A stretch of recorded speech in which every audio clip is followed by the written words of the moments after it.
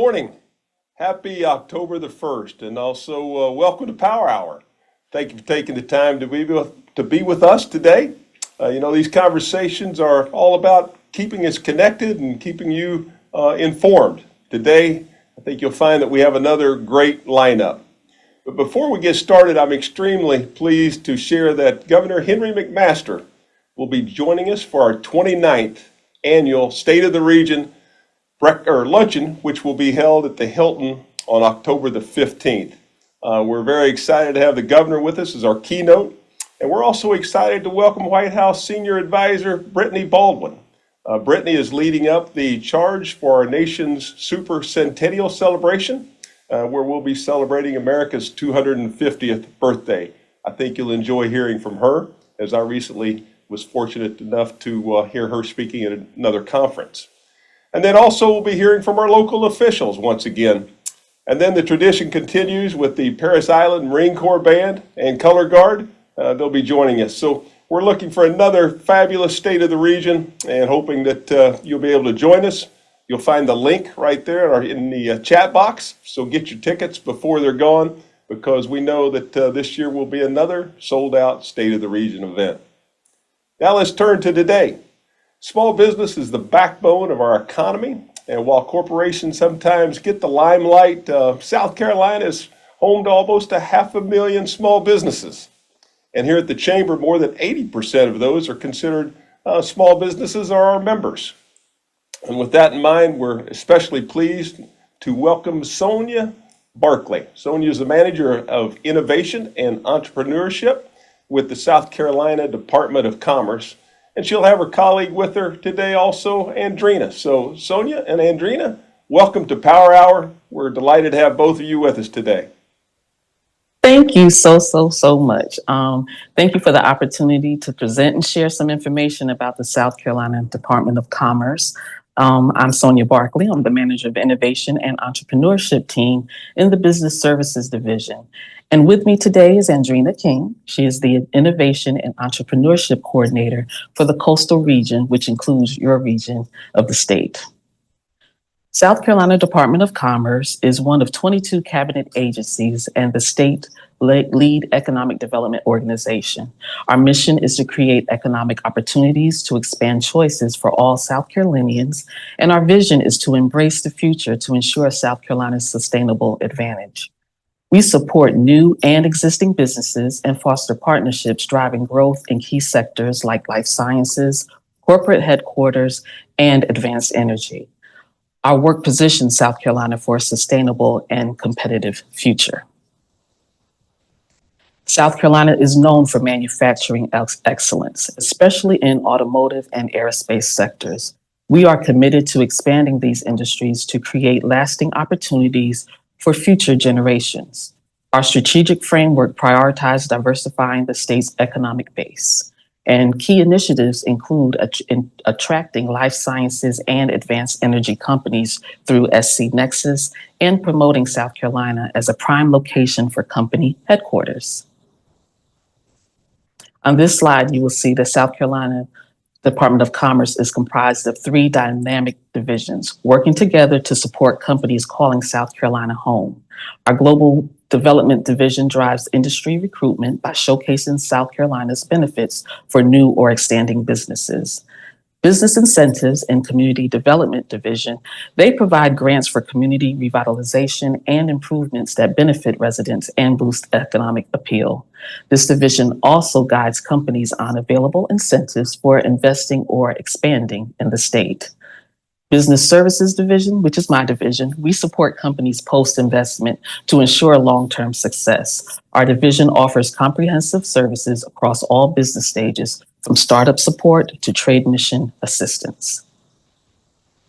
Here you see the 8 different programs that we offer in our Business Services Division. Of course, the Innovation and Entrepreneurship Program, we build an environment where entrepreneurs and innovation-based companies flourish with access to resources to support business growth and new ideas. Our existing industry support team, they partner with companies, mostly manufacturers, to assist with their ongoing competitiveness. We also have a supplier outreach team, and they connect companies with local suppliers through B2B and supplier outreach events. We also have a trade team, and they provide export advisement and training opportunities for both new to export companies and existing exporters.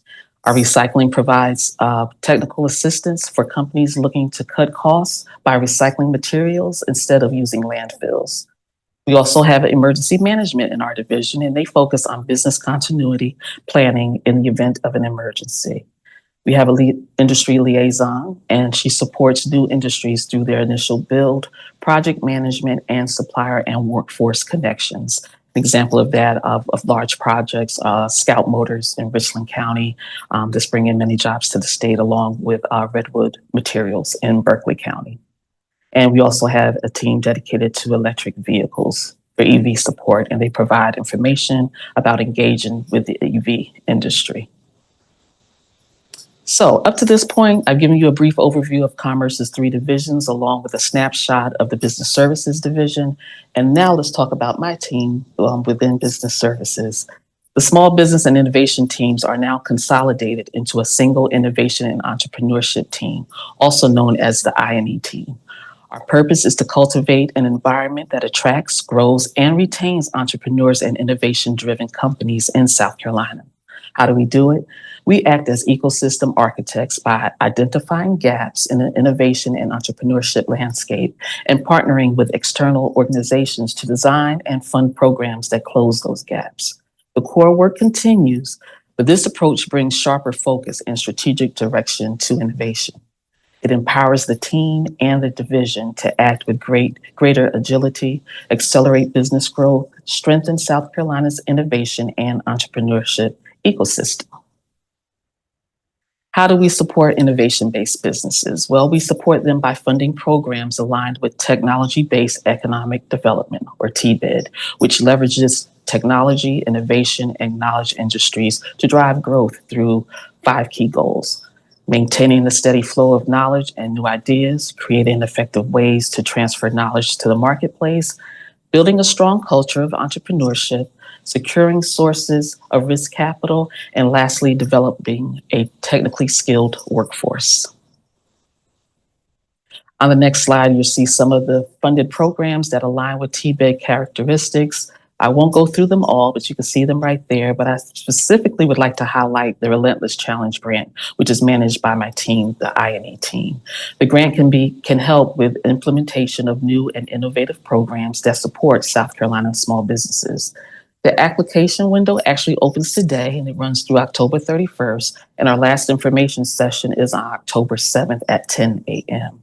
To learn more about this opportunity, you can reach out to Andrina or me.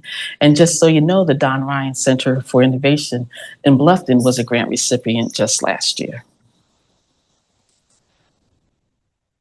Now we will review how we support entrepreneurship and traditional small businesses.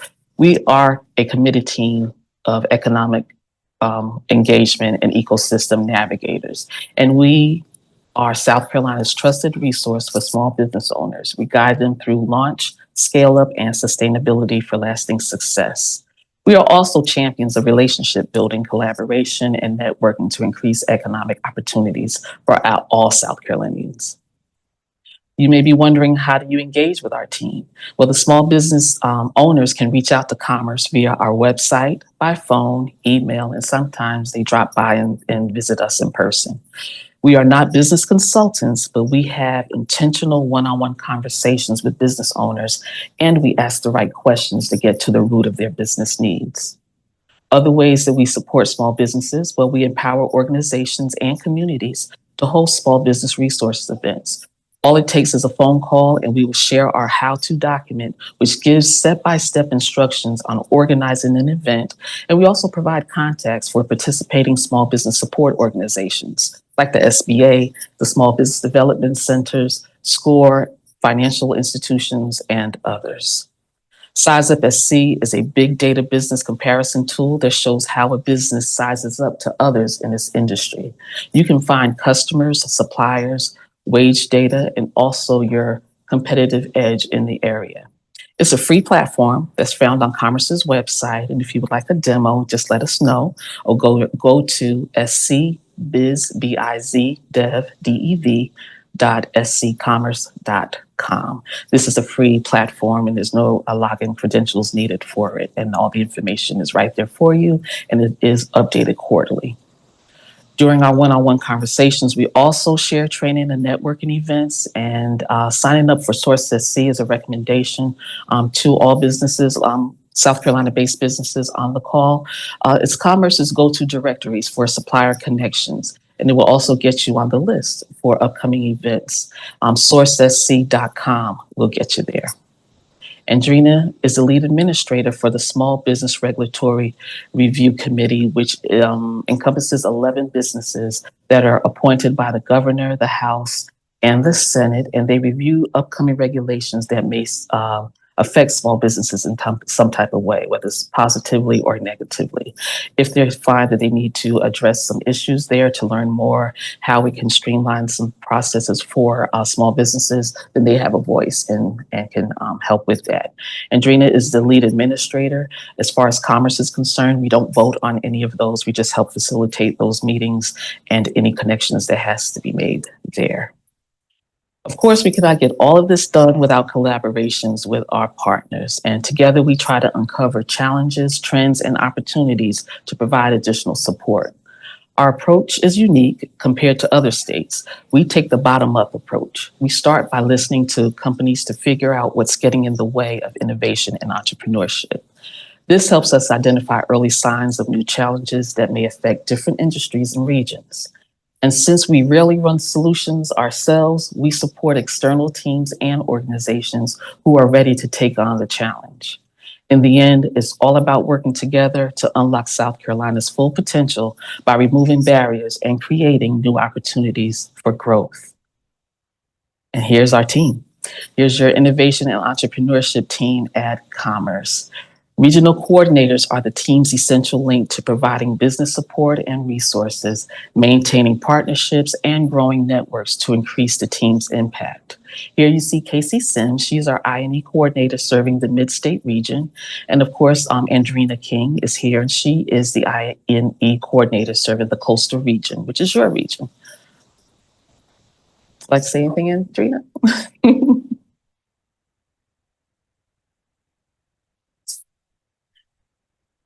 Can you get in? Just like for you to introduce yourself real quick. Good morning, everyone. I'm glad to be here and I look forward to working with a lot of you as it relates to your small business needs.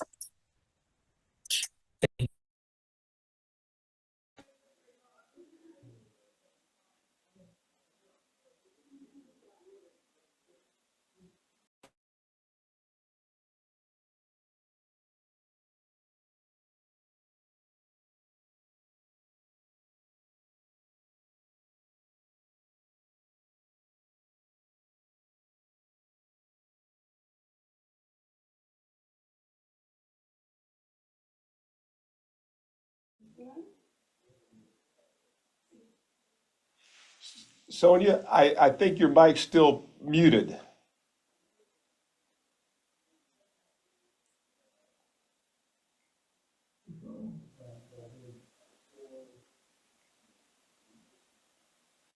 Oh, I am so sorry. Can you hear me now? There we go. Yes. Oh, I am so sorry. So where did I leave off for you guys? Did you get Right to after, see? Andrina. Okay. All right. So just want to let you know that we do have an opening for our upstate position. We're conducting interviews today. And so we'll have 3 representatives representing the regions of the state to help with their business needs.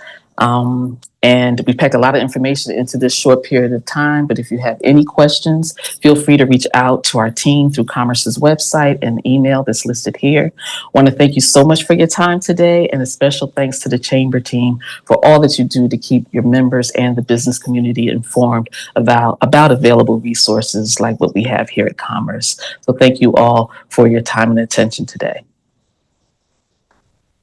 Sonia, thank you. Great, great information. I'm sure the website will be a great asset for our entrepreneurs to go to. And it was certainly exciting news to be reminded about the Don Ryan Center being a recipient last year. Yes. Mhm. Yes, Great work. and Rena, we certainly look forward to working with you as well. So thank you both for joining us today, and more exciting things will come, I'm sure. All right. Okay, Thank you so much. thanks, Bill. Appreciate it. Okay. Have a great day. Thank you, you too. Well, as we were talking about the Don Ryan Center, that's a great segue into our next speaker. And we're pleased to have the Bluffton Town Manager, Stephen Steese, with us. Stephen has been leading the charge at Bluffton for about the last 4.5 years, and we're delighted to have him with us. And Stephen, Bluffton continues to be one of the fastest growing communities in the state. And I know there's a lot going on, and we're looking forward to your update. And thanks again for being with us. Of course, glad to be here, and I'm going to share my screen and have a presentation, but it's got a lot of information in it, so I'm going to try to go through it quick. And let's see, did I share the right one? There we go. All right, so just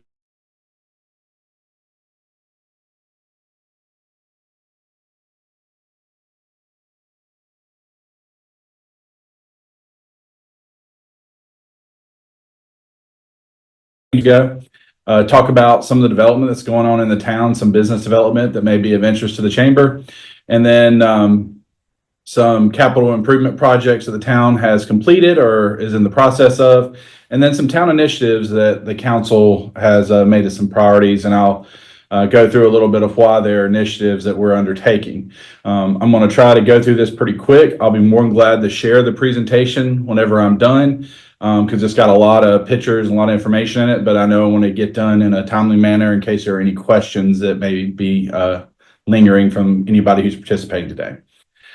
So just a reminder, before COVID, during the 2020 census, the town was about 28,000 people.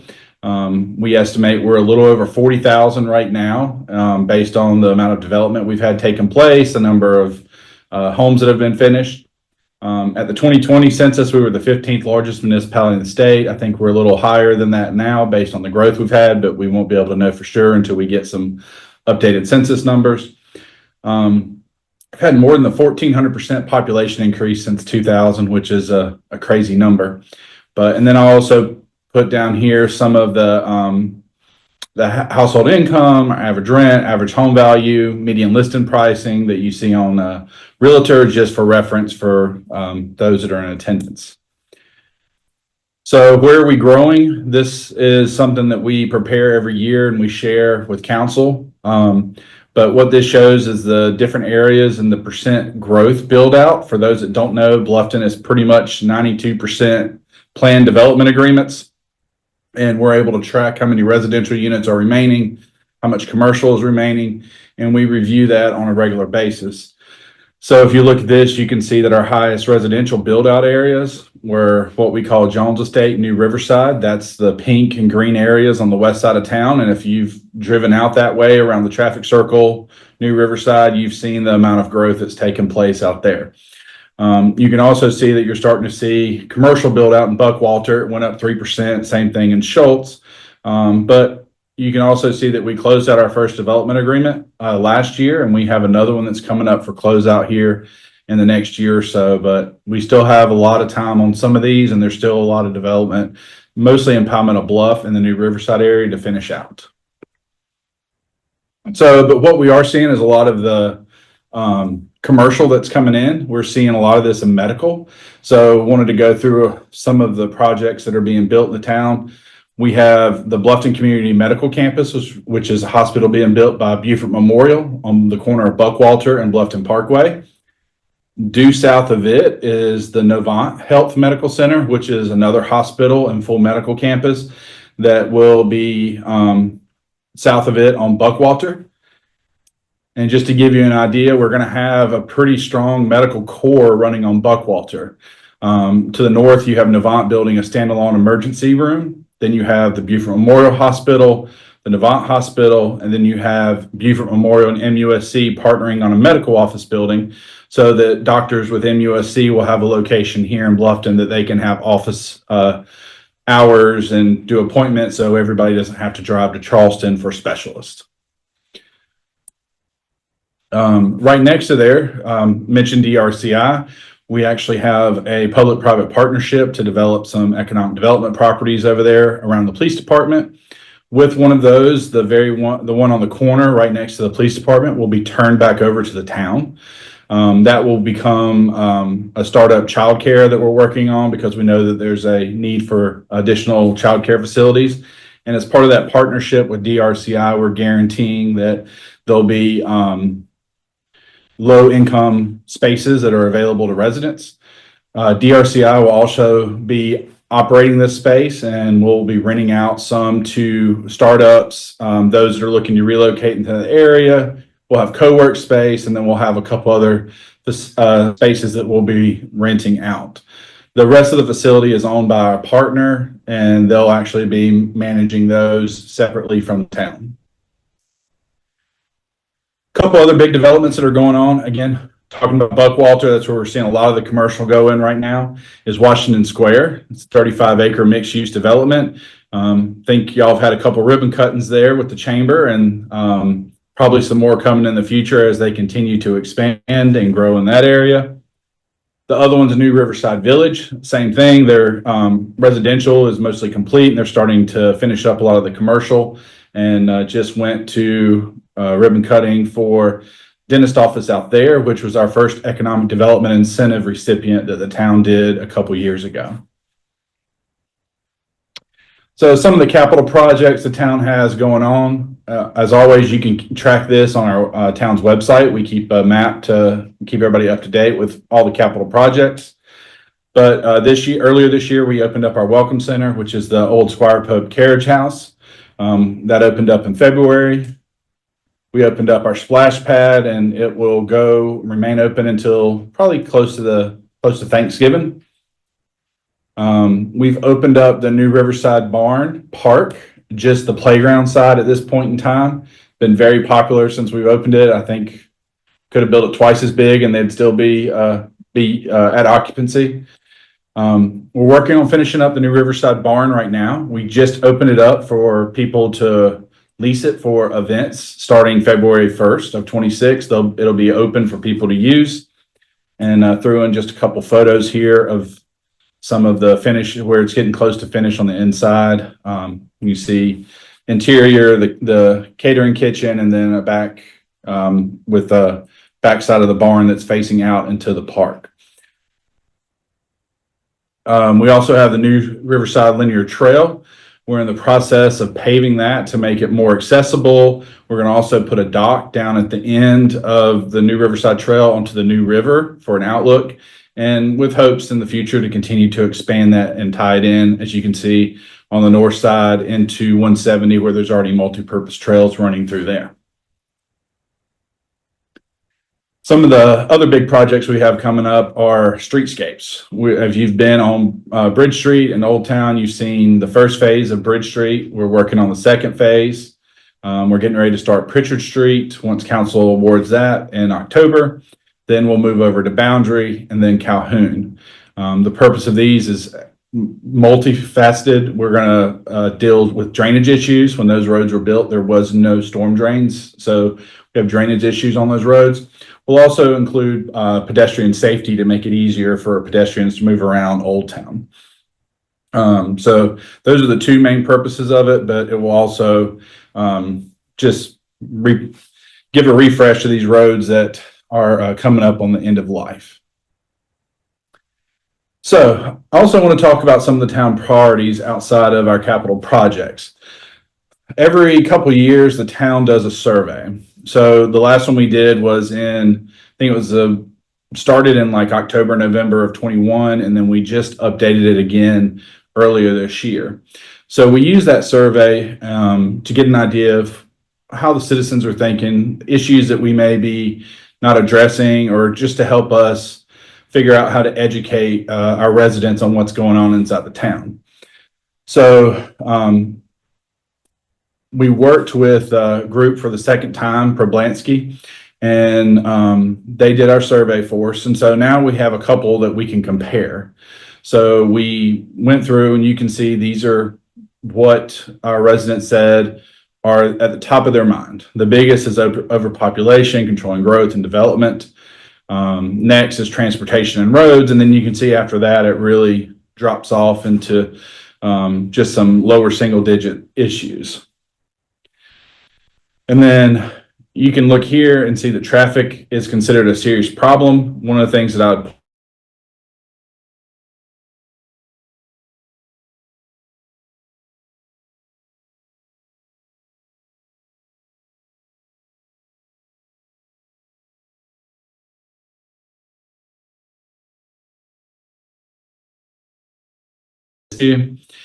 third was protecting open space and water quality, which again was the third one in 21, but became, you can see it almost doubled with from 35% to 65% of people that thought it was a serious problem. So it helped us, understand and see that the people who are moving here are still seeing the same concerns: traffic, development, protecting open space and water quality, and then affordable housing, crime, a lot of the issues that we're hearing in the community. So we asked some specific questions. How are you satisfied? Or, how do you think the town manages growth and development? And again, we can compare 21 and 22, and you can see the difference where pretty much it went from satisfied to unsatisfied over the last couple of years. You can see 70% say there's too much new development in Bluffton. This is an increase from 45% to 70%. 50% say there's too much residential growth. This is an increase from 28% to 50%. 50% say there's just about the right amount of commercial development. But again, that the people who think it's too much went up from 22 to 33%. Yet 82% would rate the overall quality of life in Bluffton as good and excellent. And you can see from 2021 to 2025, that went up just short of 30% or 20%. So even though people feel like there's too much residential, too much growth, they still believe that the quality of life here is not only good, but it's improved over the last 2-3 years from when we did the last survey. So tried to figure out, how do we address that? So one of the questions we asked was, are you aware that the town has a max build out and that we're at 80% of our maximum residential build out to help address the concerns about too much development? Well, what we found out was the majority of residents in the town did not know that the town has a max build out or that we have a limit on residential units.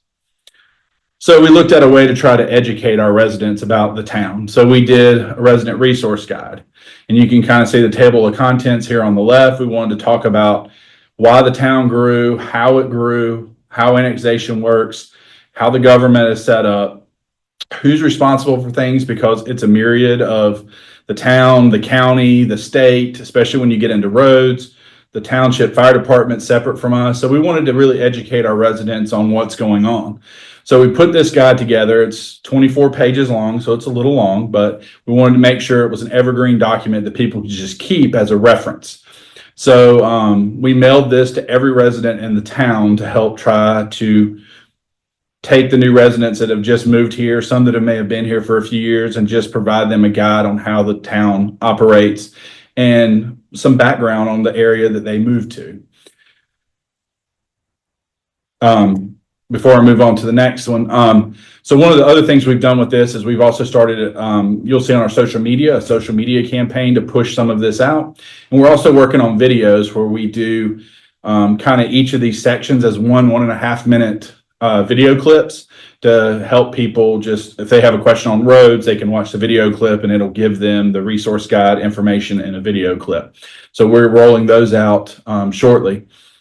But the goal is just to make sure that people try to get the information out as much as we can to help people understand the community they live within. So we also heard about environmental protection.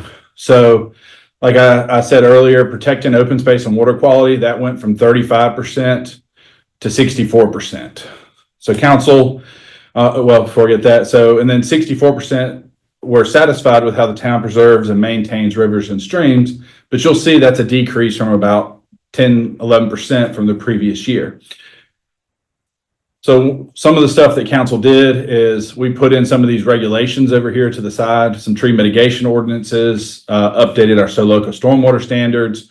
We've adopted a phase clearing of trees ordinance. We did that a few years ago. We also put in, we were the first ones in the state to adopt a wetlands buffer.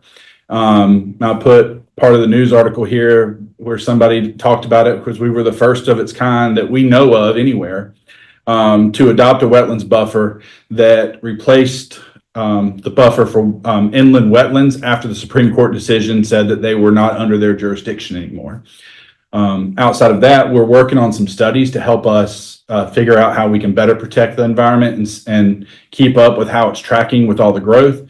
So we updated our May River baseline assessment, which came out positive since it's been almost 20 years since the last time it was updated. We're modeling our drainage basins so we can figure out ways to improve storm drainage and help with storms, especially after we had some flooding during Hurricane Debbie last year. And we're working on impervious restoration projects, which is to take impervious surfaces and actually replace them with ones that are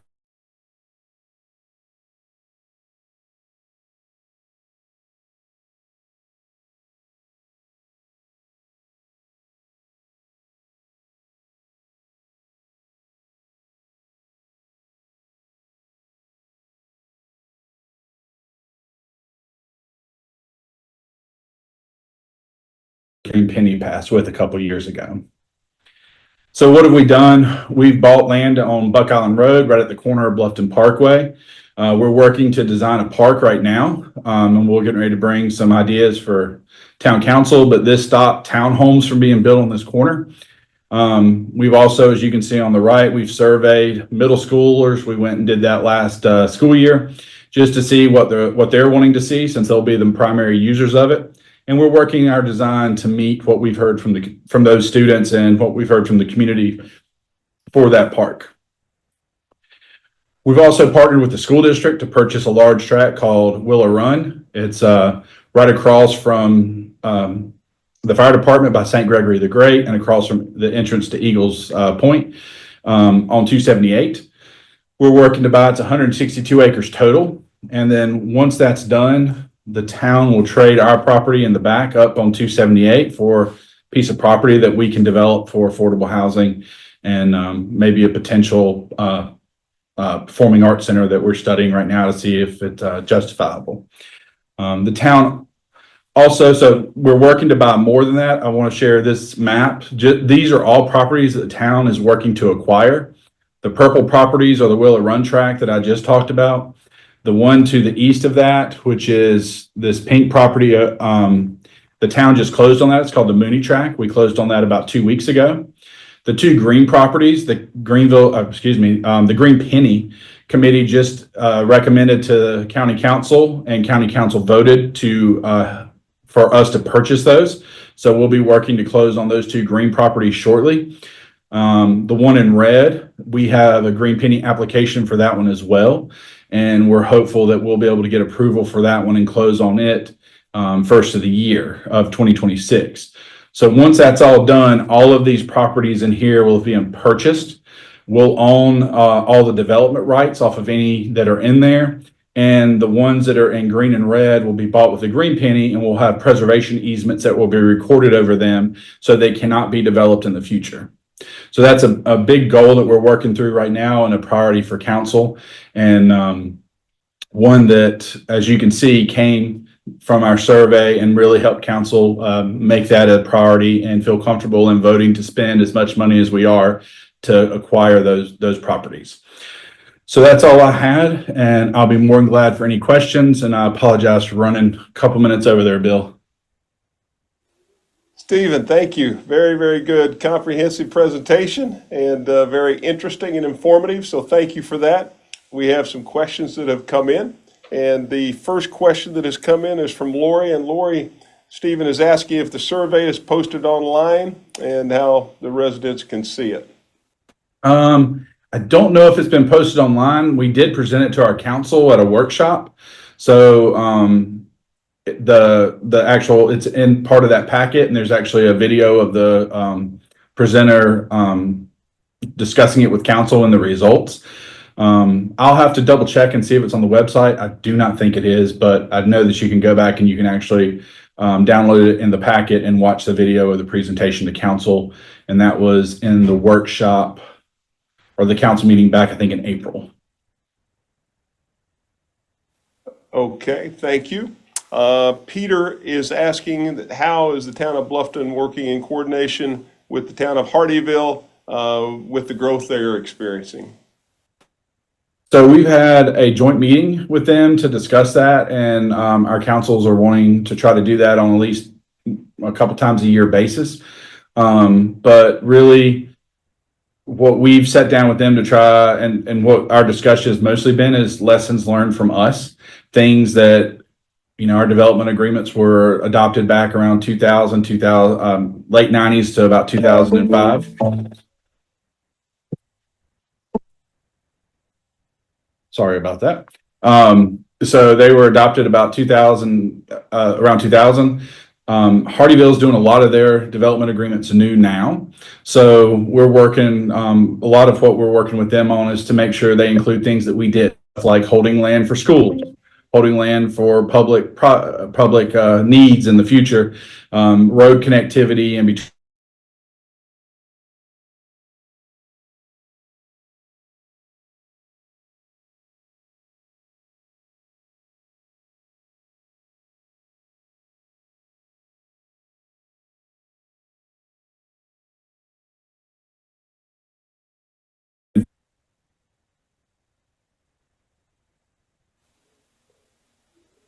Okay. Sorry, they're cut out just a minute there, Oh, Steve. sorry about that. I had somebody try to ring in on my phone. I apologize. That's okay. May River. Beth is asking about the May River and how the town continues to work to preserve the May River.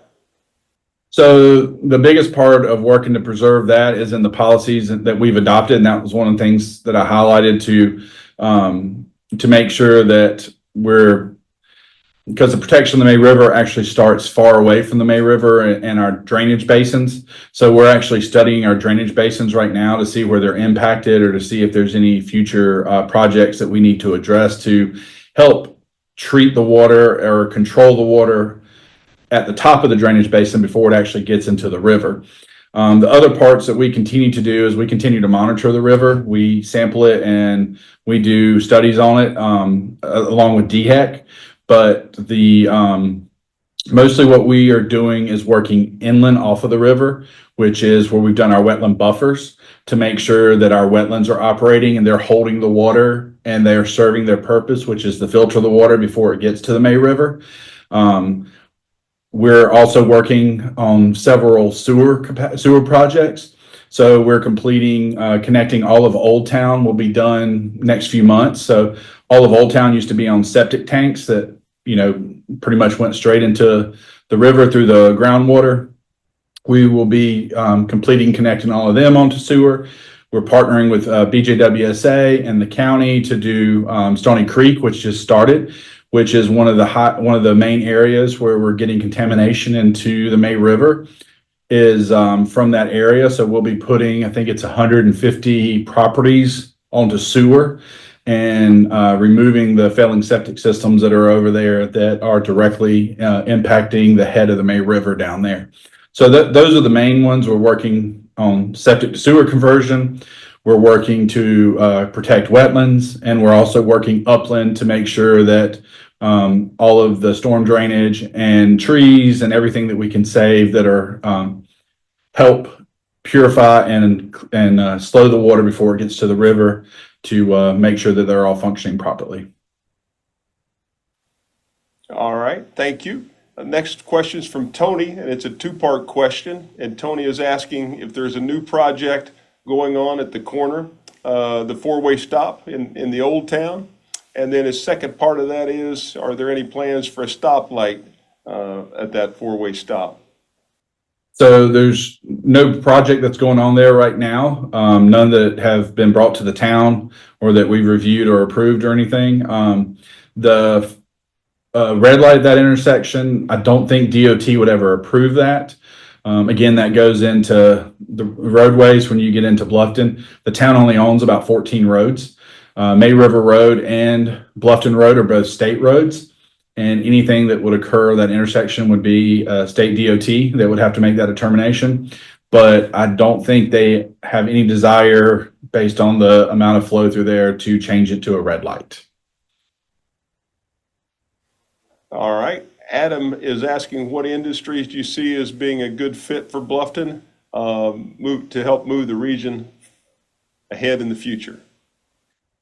So we actually have, the town's adopted an economic development policy, and we actually give incentives, and we've identified primary industries that we see as targeted for the town. They include medical, headquarters for offices, mixed use, childcare, dental, and I'm missing, affordable housing is the other one that's in there.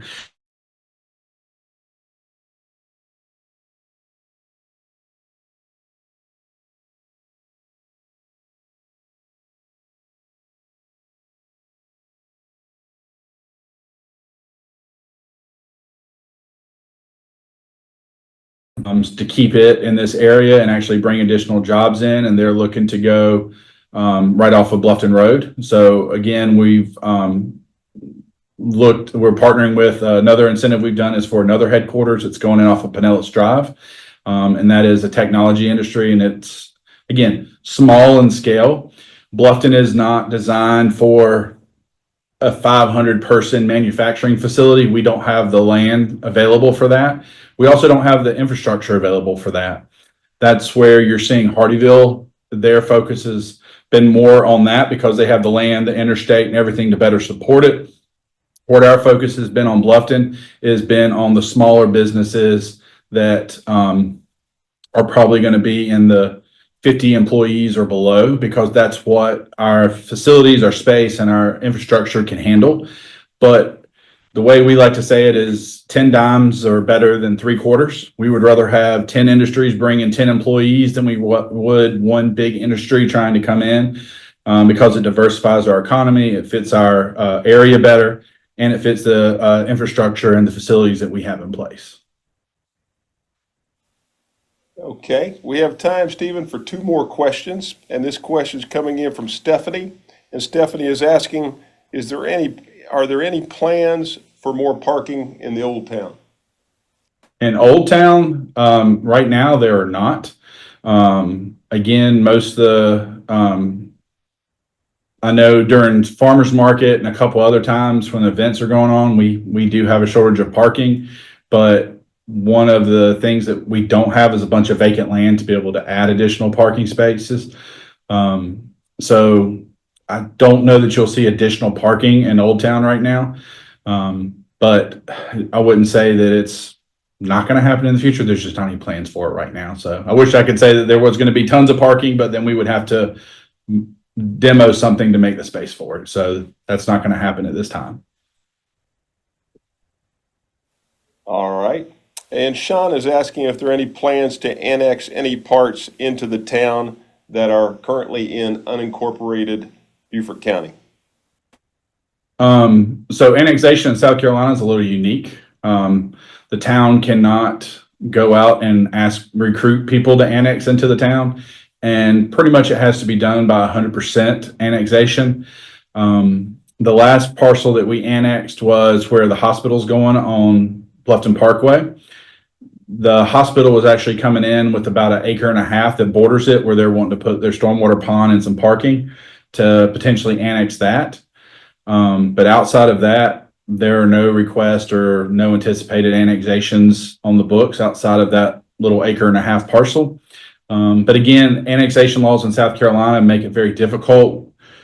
That's why our boundaries look the way they do, and that's why we can't just go to a piece of property and tell them we want to annex them. They actually have to approach the town and apply for annexation and meet one of the requirements under state law to get there. Stephen, thanks so much for joining us today. We look forward to seeing you at State of the Region and also hearing Mayor Toomer speak as well. So great presentation today, very informative. Always appreciate your time. Thanks for having me, and I'll look forward to seeing you State of the Region. Very good. Stephen Steese, Town Manager of Bluffton. You may not know that South Carolina's highest net worth event happens each year right here on Hilton Head Island. Hilton Head Island's Concours d'Elegance is considered one of the top events of its kind in the country. The Pebble Beach Concours may be maybe the best well known, but ours has certainly earned its own distinct reputation, and many people like to refer to this as the Pebble Beach of Concours, the Pebble Beach of the East Coast. And so you don't have to be a car lover to enjoy it. It brings very, very incredible business to the area. Great for our hotels, our restaurants and shops during the shoulder season, and then also with potential home buyers and investors. So we're excited about the event as always, and we're also excited to hear more about this year's event from Concours Executive Director, Rick Sable. Rick, welcome, and we're looking forward to hearing from you today. Thank you. Thank you so much. And thanks for the invitation. Like many others, I was somebody who visited here on a regular basis during vacations, and people that come to the Concours certainly are those individuals that may consider in the future Hilton Head as a home. So the area ends up benefiting from certainly vacationers that come here and eventually choose to retire here or move here for other reasons. I will show you on my screen a presentation that I want to go through, and I will try and keep it as paced as we can. The Hilton Head Concours d'Elegance has been taking place now for over 24 years, and this event is just like the others, certainly something that is going to bring some unique and different vehicles. Let me let this run for itself, and I'll be back with you in a second.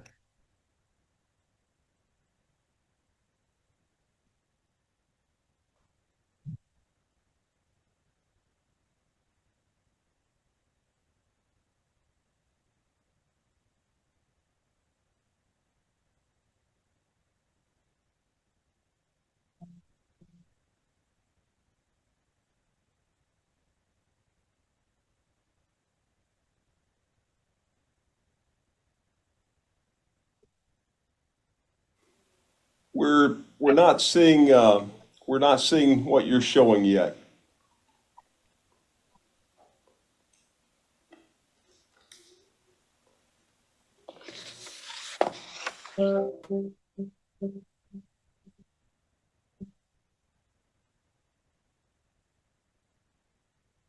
This is an event where we really bring in individuals that would be car focused, but the motoring festival is much larger than that. We actually have not only the cars that are going to be here, and this year we'll have more than 500 vehicles that'll be here over the course of the weekend, as well as boats, as well as aircraft over at the airport itself.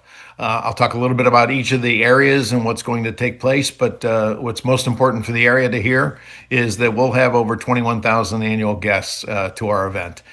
Between 20 and 22,000 has been the regular pace of individuals that are coming to this event. Our individuals that come here tend to stay for several days, more than just the weekend for the event. They tend to be here for 4.5 to 5 days. So that means coming early and staying later because they enjoy the area. We'll have vehicles that are coming in from around North America, to include Canada, that come in for this special event. They like the Sunday and the judging event that takes place. We've got 47,000 email subscribers that regularly watch our event and see what is upcoming. We have a social media audience of 29,000 or more. Again, receiving information with a regular basis about what's going on within Hilton Head and for our specific event. 69% of the attendees are 35 years or older. This is tends to be an older crowd that is interested in this collections business, this idea of collecting vehicles and displaying. 47% of the attendees have an annual household income of 200,000 or more. And a very interesting thing, I think, is that 73% of those attending have at least 4 vehicles. So these are people that not only have their daily drivers, but also have vehicles that they prefer to have as a collector's item or a temporary vehicle, or a driver on the weekends. Let's talk about what actually will happen through the course of the weekend. And we believe part of our event is this October 31st, Friday, the Grand Motoring Festival, which is a film festival that takes place at the Coastal Arts Center.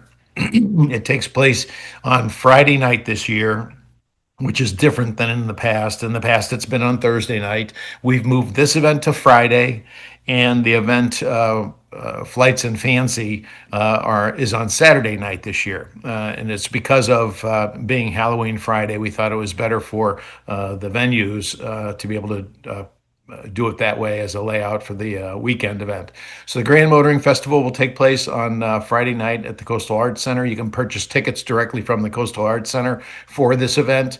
And there are films that are coming in from multiple nations, certainly multiple states involved in contributions for films that may be as short as 30 seconds and maybe as long as a full feature film, but always honoring and featuring something about a vehicle. The Car Club Showcase is our Saturday event. The Car Club Showcase is focused on the many clubs that are in the Hilton Head area, between Savannah and Charleston and the Hilton Head and Bluffton area. We have a lot of car clubs. And this is a list of the car clubs that actually will be represented this year. And each of these clubs brings between 8 and 10 vehicles. So we're talking about someplace in the neighborhood of 200 vehicles that will enter on Saturday morning. They're vehicles that you may see on the street periodically around here, because these tend to be owners of collections that they drive them every day, and they drive them with regularity, and outstanding vehicles just the same, but really unique and different. And just like our Sunday crowd, this goes through a selection committee to decide what vehicles best represent the automotive side of our displays. Flights and Fancy is the Saturday evening event. Saturday we'll go all day with the car club, and then you can shuttle over to the airport during the day to see airplanes and to see cars that are related to the time frame that these planes are also, the vintages of those planes are going to be like vintages of vehicles that will be with them. In the evening, though, about 3 o'clock in the afternoon, we'll be shuttling people off the airport grounds so we can convert for our evening function. And this is really a party for the Hilton Head area. Many people attend this event as the only event that they'll attend for the weekend for us, but that's well and good. It's a separate purchase ticket for the evening. Serge is our caterer for this year, and will treat us well. There's music and just a great evening atmosphere, as well as driving some BMWs down the airstrip. So, that's going to continue this year as it has in previous years, in a fun event. Now to the concourse itself. The concourse itself is the Sunday event. These are cars that are absolute collectors. These are vintage vehicles that really have gone through painstaking effort to make them as original as possible, and as from a standpoint of judging, that these are all winners in their categories that they operate in. In the categories on this page, this is the list of actual categories that people have to qualify their vehicles in. So we make an early call in the year for vehicles that meet these specific criteria. So let's just pick one. The class of 55, obviously American Legends. We're looking for cars that were built in 1955. That'll be filled with those vehicles. Each category, each class is judged class. Each judged class will have between 6 and 10 vehicles in the class, and so we're looking for a best of class and as well as additional places that will be honored. From the best in class, then we have a best in show event, and that all takes place on Sunday, late afternoon. You'll want to stay around for that if you're there on Sunday to see just who does come out on top with their vehicle. I want to talk briefly about the Pinnacle Society, which is the arm of the Concours, which is our charitable fund. The charitable fund is what receives monies that are donated to the Concours for use with our charities. We are a 501c3. The Pinnacle Society is a way that if an individual contributes $1,000, and there's various categories, but at the minimum it's $1,000, they'll receive access to a Pinnacle Lounge that is on site, get out of the sun for a little while, a beverage, a little snack, and get a chance to mingle with some VIPs that are here for our event. It's a strong attraction to come to Hilton Head. You're absolutely right. You know, we are the Pebble Beach of the East, and do draw a lot of people that are involved in this kind of a collection business. This collection and displaying these vehicles. That's a private event that would take place while we're at our event. It's open on Saturday and Sunday to Pinnacle members. This is a way for somebody individually to actually contribute directly to the charity, because if they give $1,000, they will receive tickets for our event. Excuse me. They will receive tickets to our event, as well as several other activities that take place on the Concours grounds. But what's most important is 100% of this money goes directly to the charity. We sponsor and work with 11 local charities that not only help us put on the event, but we help them with donations back to their actual charities, whether it's the Boy Scouts, the Hilton Head High School, the Symphony organization of Hilton Head. They're all contributors with manpower, and that's very favorable to us, obviously, to help us be good hosts for the people that are coming to visit the Hilton Head area. We also have an opportunity that there are volunteer opportunities way beyond what these individual charity groups can give us. And so we have about 450 volunteers in total that help us put this event on. I'll talk a little bit about joining the journey and what that means to you, perhaps, whether you're a business, an individual, a collector or not a collector, not even a fan of cars, but there's some things here that really do strike fancy for the Hilton Head area. You can certainly attend, you can exhibit, you can sponsor, you can volunteer, and it starts with sponsorships.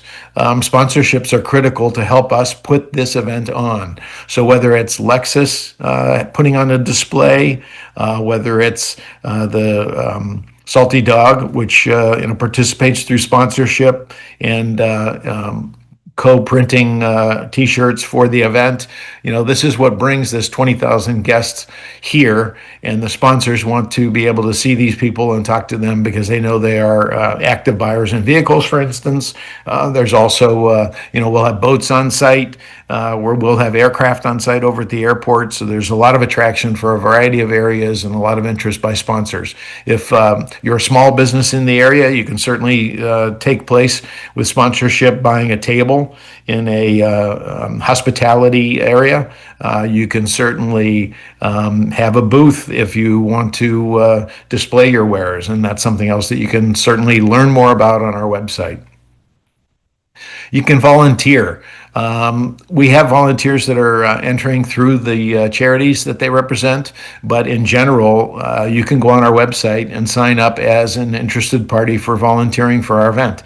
There are quite a number of areas listed here that you could come in to work with, and we use volunteers in any one of these areas, and you can sign up for your preference of what you'd like to do, and if there's not something specific, just a general question about opportunities for guests volunteering at the site. And we are really the host for the people that are coming into the area. About 50% of the people that attend the event are local. They're within a 50-mile radius, but the other 50% are coming from great distances throughout the East Coast, the Midwest, as far as Texas. We do get some people that are coming from the West Coast even to attend our event, and we're hosting those people. And these are people that we want to have them enjoy their time here at Hilton Head. Spend extra days here, get a chance to know the area, and that's good for all of us. Lastly, if you want to be an exhibitor, if you have that special car that's tucked away in your garage and it's just a periodic driver for you, but it has some sentimental value to you, maybe it's something you want to display. So whether it's an automobile, a motorcycle, an airplane, or a boat, we're receptive to looking at those and getting an opportunity to put those in front of other people to be able to observe. You're going to be there to answer questions about your vehicle, and hopefully you win some notoriety there by being selected as a winner for a category. Thanks so much. Our event is taking place, as mentioned, October 29th through November 2nd. And if you haven't bought your tickets, we certainly hope you will. And if there's any questions, please let me know. Thank you, Rick. Thank you very much. A terrific community event, and we're looking forward to it again this year. And as he mentioned, October 29th through November the 2nd. Rick, just time for a couple of questions that we've gotten in. The first one is coming in from Janie, and Janie is asking if there'll be the test rides on the airport runway again this year. Yeah, BMW will be doing that again.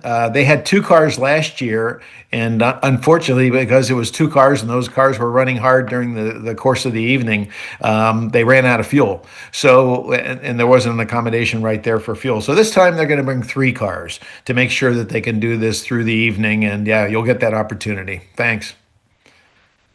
Sounds like Janie has a need for speed. It's fine. It's a good place to do it. That's right. It's a lot of fun. The next one's coming from Todd, and Todd is asking what about the economic impact of the event? Well, as I mentioned, we've got 22,000 people or thereabouts that will come in for the weekend. Clearly, they're here for the event itself, but as I mentioned, the average person that comes from outside the area is here for 5 days. So they're clearly going to be here for Friday, Saturday, Sunday. They may come in early. I've got quite a number of people that bring their cars in as early as Monday to be parked and then just participate and enjoy the area. People stay afterwards. So the economic impact is pretty significant. We take the whole Westin hotel for our guests and for our exhibitors that are coming in from out of town. So there's quite an impact certainly in the Port Royal area directly, but these are all people that are going to be out and about in restaurants in the area and hotels space, as well as condominiums and houses that they would be renting because they like the area. Rick, I said 2 questions. We just got another one in, so we'll make it 3, and then Sure. we cut it off. And this one's from Robert, and Robert is asking if there will be a car auction this year. There has been an auction in the past. There's been interest in an auction again, not this year. But it is something that we're considering for next year.